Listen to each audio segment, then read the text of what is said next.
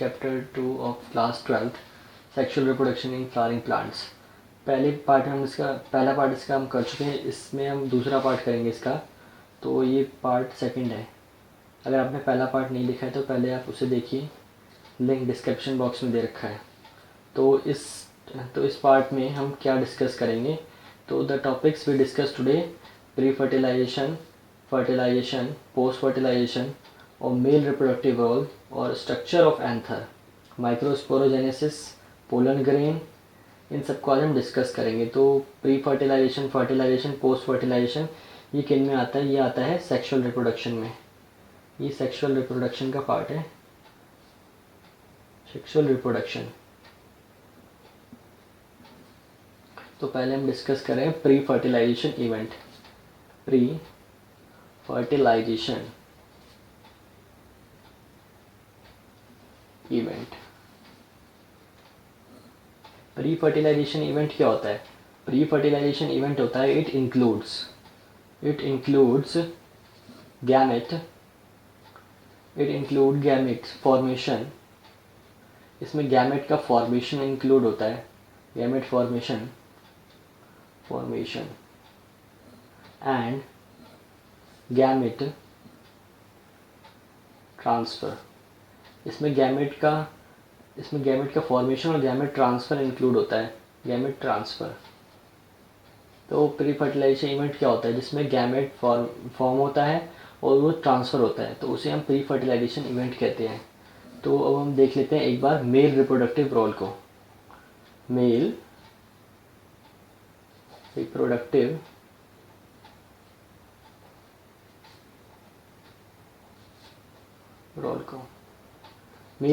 Role क्या होता है? तो हम जैसे कि स्ट्रक्चर से समझेंगे मेल रिप्रोडक्टिव रोल होता क्या है। ये हमारा हो गया एंथर, जो कि बाइलोब्ड होता है। बाइलोब्ड मतलब मैं अभी आपको बताता हूँ क्या होता है बाइलोब्ड का मतलब। यह है एंथर, ये हो गया फिलामेंट, एंथर फिलामेंट, और दे आर जॉइंड बाय, ये मतलब एक दूसरे से कनेक्ट होते हैं। They are joined by connective tissue, एक दूसरे से ज्वाइन होते हैं कनेक्टिव टिश्यू के through.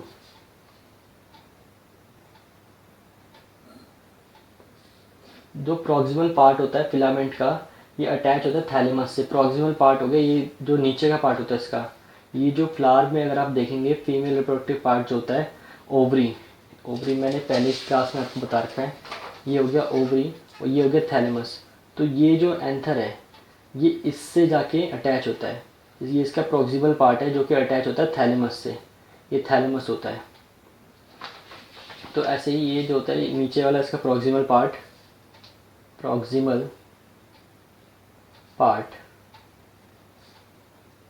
it is attached to the thalamus of the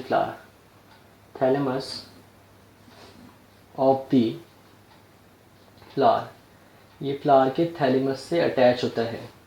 a typical anther is bilobed. एक जो टिपिकल एंथर होता है बाइलोब्ड होता है, जैसे कि मैं पहले बता चुका हूँ। A typical anther is bilobed.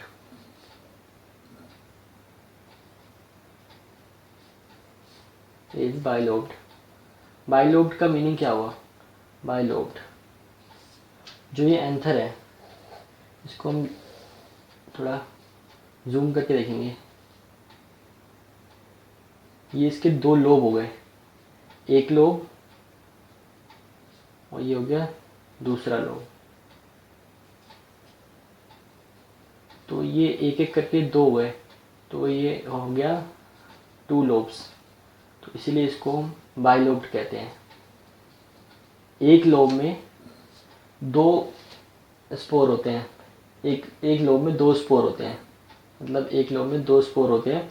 तो टोटल यहाँ पे दो लोब हैं, तो यहाँ पे 4 स्पोर हो जाएंगे। तो इसलिए इसको टेट्रास्पोरेंजिएट भी कहते हैं। इस वाले पार्ट को हम टेट्रास्पोरेंजिएट भी कहते हैं। तो क्योंकि एक लोब में अगर 2 स्पोर होंगे तो 2 में 4 होंगे, तो इसलिए इसको टेट्रास्पोरेंजिएट भी कहते हैं। And it is also called as tetra sporangiate.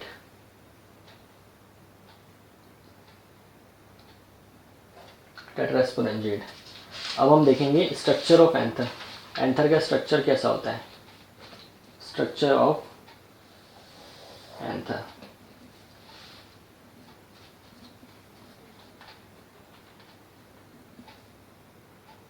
Structure of anther. तो स्ट्रक्चर ऑफ एंथर में हम देखेंगे स्ट्रक्चर ऑफ एंथर कैसा होता है। तो हम पहले एक इसका डायग्राम बना लेते हैं एंथर का। डायग्राम पे हंसना मत, डायग्राम शक्ल बुरी हो सकती है। तो ये मेरा डायग्राम बन रहा है। ये इसकी पहली लेयर हो गई, ये होगी दूसरी लेयर, और ये होगी तीसरी लेयर। ऐसे करके हमें इसमें 4 लेयर बना देनी है। 1 2 3 और ये लास्ट बना रहा हूँ।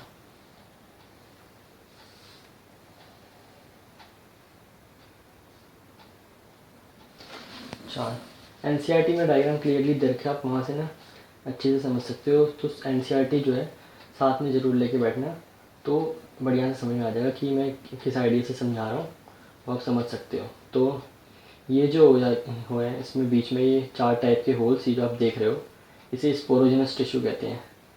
स्पोरोजिनस टिश्यू, ये स्पोरोजिनस टिश्यू हो गया ये।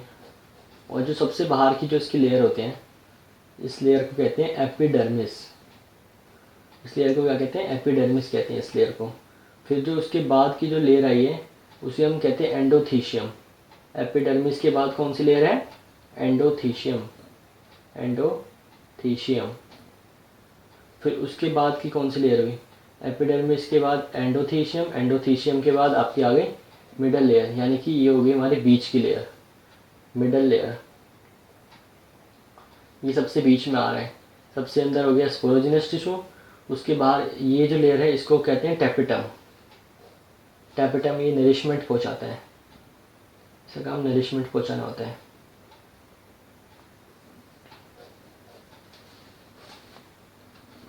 जो इसके सेल्स होते हैं टेपिटम के, tapetum sales are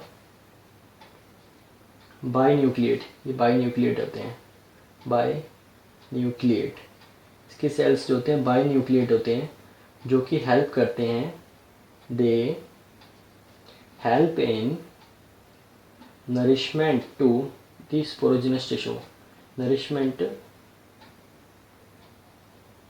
to the sporogenous tissue. ये जो होते हैं टेपिटम, जो कि बाइन्यूक्लिएट होते हैं, ये जो होते हैं नरिशमेंट पहुंचाते हैं स्पोरोजिनस टिश्यू को। इनका ये फंक्शन होता है कि स्पोरोजिनस टिश्यू को नरिशमेंट पहुंचाना। और जो पहली 3 लेयर है, यहाँ की जो पहली 3 लेयर है एपिडर्मिस, एंडोथीशियम, मिडल लेयर, इनको हम ये जो होते हैं ना, ये सारी मतलब हेल्प करती है प्रोटेक्शन में। मतलब जो हमारा एंथर वो पोलन है अंदर, उसको ये प्रोटेक्ट करती है। तो जो फर्स्ट 3 लेयर हैं, first three layer the epidermis,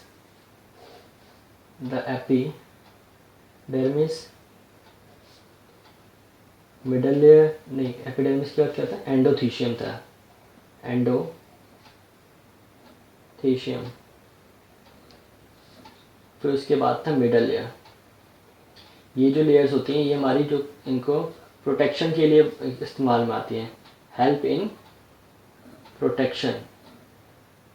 ये प्रोटेक्शन जैसे कि कहीं पे अगर ये पोलन गिर जाता है, तो गिर जाता है या कोई इंसेक्ट इसके ऊपर मतलब कुछ वो हमला पहुंचाता है, तो उससे उसको प्रोटेक्ट करते हैं जो जितनी भी लेयर्स होती हैं पोलन ग्रेन को हमारे। तो जो द एंडोथीशियम है ये रिस्पॉन्सिबल होती है। अब सब लेयर का अपना अपना एक खुद का फंक्शन भी है। ये तो हो गया कि प्रोटेक्शन की बात हो गई कि ये प्रोटेक्शन देते हैं ये तीनों लेयर।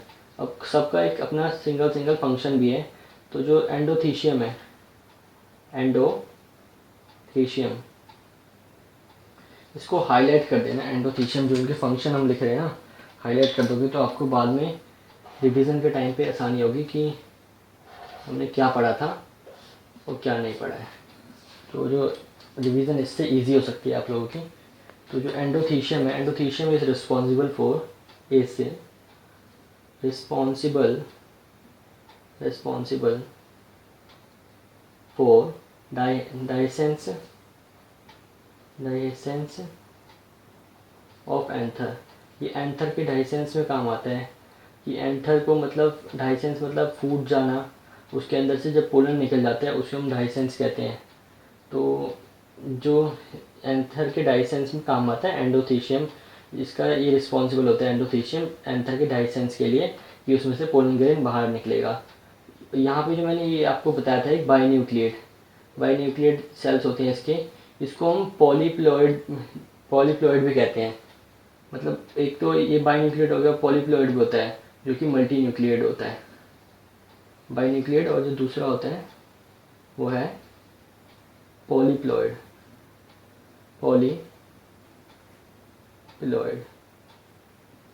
जो कि मल्टी न्यूक्लिएट होता है। तो ये डाइसेंस मैंने बताया कि पोलन ग्रेन का बाहर निकलना, तो ये हो गया breakdown of anther wall. Anther की वॉल का ब्रेकडाउन होना डाइसेंस कहलाता है। एंथर की वॉल का मतलब ब्रेकडाउन होना डाइसेंस कहलाता है। And the line of dehiscence is stomium, मतलब जो जहाँ से डाइसेंस होता है उस लाइन को हम कहते हैं लाइन ऑफ डाइसेंस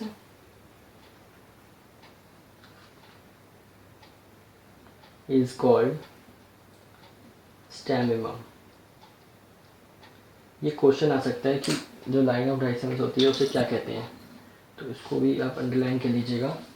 अब हम पढ़ेंगे माइक्रोस्पोरोजेनेसिस। उम्मीद है कि आपको ये समझ में आ गया होगा स्ट्रक्चर ऑफ एंथर किसे कहते हैं। ये मैंने पूरा डिटेल में समझा दिया आपको। अब हम करेंगे माइक्रोस्पोरोजेनेसिस।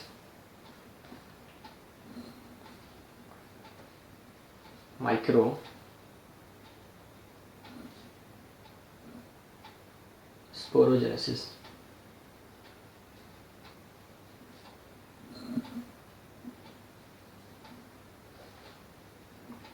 माइक्रोस्पोरोजेनेसिस में क्या होता है, तो इसमें जो स्पोरोजेनस टिश्यू होते हैं, स्पोरोजेनस टिश्यू मैंने बताया थे अंदर की तरफ होते हैं।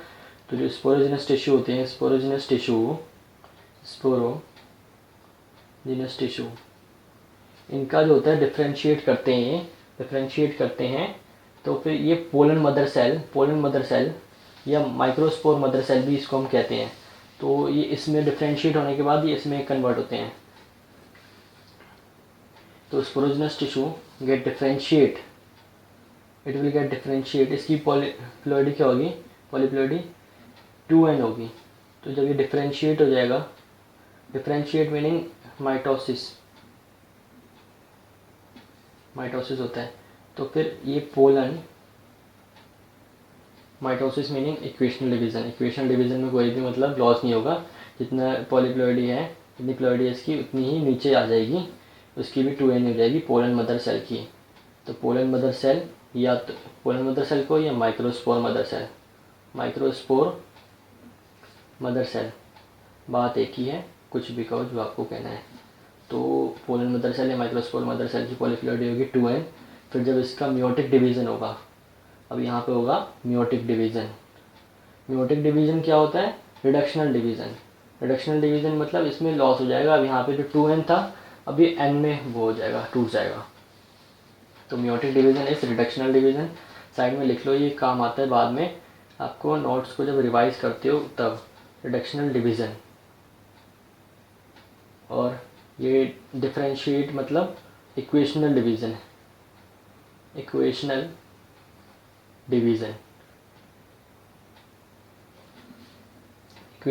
और रिडक्शनल डिवीज़न ये हमने देख लिया। अब जो म्योटिक डिवीज़न होगा, तो अब म्योसिस के टाइम पे इसका जो ये था पॉलीप्लॉइडी 2n था, तो 2n के बाद जब इसका माइक्रोस्पोर टेट्राड जब बनेगा, अब इसके बाद म्योसिस जब होगा तो माइक्रोस्पोर टेट्राड बनेगा जिसकी पॉलीप्लॉइडी होगी n और n। तो ये हो गया हमारा माइक्रोस्पोर टेट्राड, इसे माइक्रोस्पोर टेट्राड कहेंगे। और फिर जो इसके बाद एक बार इसका और डिवीज़न होगा, म्योसिस ही होगी, मतलब म्योसिस ही हो रहा है यहाँ पे, तो अब इसकी पॉलीप्लोइडी मतलब फिर से एन हो जाएगी। यहाँ पे ये हो रहा है रिडक्शनल डिवीज़न, तो इसलिए फिर से एन एन, तो 2n से हमारे पास 4 सिंगल एन आ गए। तो 1 पोलन मदर सेल से, 1 पोलन मदर सेल से हमारे पास क्या आया, तो एक पोलन मदर सेल था हमारे पास, ये रहा, एक पोलन मदर सेल था हमारे पास यहाँ पे, तो उससे हमारे पास 4 माइक्रोस्पोर आए, 4 माइक्रोस्पोर आए। तो 1 pollen mother cell is converted into 4 microspore, 4 microspore. एक से हमारे पास 4 है, तो 2n जो इसकी पॉलीप्लोइडी थी, पिलॉइडी कहते हैं, पॉलीप्लोइडी कहते हैं शायद, पॉलीप्लोइडी, तो डिप्लॉइड, डिप्लॉइड से अब ये n हो गया है, तो अब ये हैप्लॉइड हो गया, हैप्लॉइड 2n से n हो गया। तो अब ये स्पोरोजिनस टिश्यू का आपने देख लिया क्या किसे क्या कहते हैं। यहाँ पे इसकी जो शुरुआत में थी स्पोरोजिनस टिश्यू की पॉलीप्लोइडी थी 2n, जो कि डिफरेंशिएट होने के बाद यानी कि इक्वेशनल डिवीजन होने के बाद पोलन मदर सेल में कन्वर्ट हो गया। पोलन मदर सेल में भी इसका फिर जो पॉलीप्लोइडी इक्वेशनल डिवीजन हुई थी, तो 2n की 2n रह गई। तो पोलन मदर सेल को या माइक्रोस्पोर मदर सेल बात एक ही होगी। और फिर इसका म्योटिक डिवीजन हुआ, म्योटिक डिवीजन होने के बाद फिर ये माइक्रोस्पोर टेट्राड में कन्वर्ट हुआ। माइक्रोस्पोर टेट्राड में कन्वर्ट होने के बाद इसका फर्दर डिवीजन हुआ, जो कि एन में कन्वर्ट हो गया, एन यानी कि माइक्रोस्पोर। तो माइक्रोस्पोर में कन्वर्ट होने के बाद इससे हमें ये पता चल गया कि एक पोलन मदर सेल से 4 माइक्रोस्पोर टेट्राड बने हैं, यानी कि 2n जो इसकी डिप्लॉइड मतलब पॉलीप्लोइडी थी, यानी कि डिप्लॉइड था, अभी n हो गया जो कि हैप्लॉइड है। तो ये आप समझ गए होंगे। अब हम आगे बढ़ते हैं अपने नेक्स्ट टॉपिक की तरफ, पोलन ग्रेन। पोलन ग्रेन किसे कहते हैं, इस पेज पे नहीं है, नेक्स्ट पेज पे कर लेते हैं।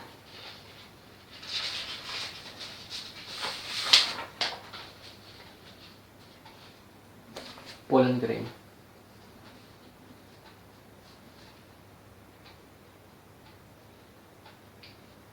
पोलन ग्रेन, ये एक काम करते हैं, अगली वीडियो में पोलन ग्रेन का कर लेते हैं, वीडियो लंबी होती जा रही है। अभी फ़िलहाल के लिए आप जो है ना इतना ही करो, तो अगला हम नेक्स्ट वीडियो में करेंगे, जो हमारा एक पार्ट इसका रह गया पोलन ग्रेन वाला। मैंने क्या क्या आपको बता दिया, यहाँ पे माइक्रोस्पोरोजिनस तक का मैंने आपको बता दिया, स्ट्रक्चर ऑफ एंथर हो गया, और मेल रिप्रोडक्टिव रोल हो गया, और ये प्री फर्टिलाइजेशन वाला सेक्सुअल रिप्रोडक्शन का हो गया है। अब यहाँ पे रहता है पोलन ग्रेन वाला, पोलन ग्रेन वाला हम कल कर लेंगे इसका ये वाला पार्ट। तो see you in next video, thank you for watching this video, hit the like button and subscribe my channel and press the bell icon for latest upload video. Thank you for watching.